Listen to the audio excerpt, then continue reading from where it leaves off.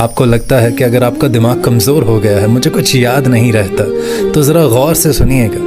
چند عادتیں آپ کو بتانے لگا ہوں, اگر آپ میں یہ عادتیں موجود ہیں تو ان سے جلدی چھٹکارا حاصل کر لیں, کیونکہ یہ آپ کے دماغ کو کمزور کر رہی ہیں.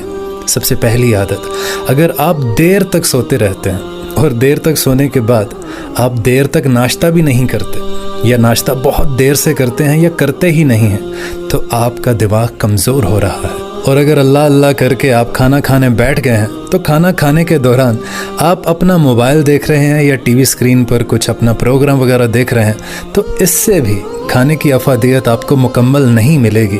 آپ اپنا دماغ کمزور کر رہے ہیں. اور اگر آپ کھانا کھا ہی لیتے ہیں تو اس کے بعد قضائے حاجت کو آپ کافی دیر تک روک کے رکھتے ہیں. آپ واش روم جانا نہیں چاہتے, آپ ٹالتے رہتے ہیں اور وہ پریشر بڑھتا رہتا ہے. اس سے بھی آپ کا دماغ کمزور ہو رہا ہے.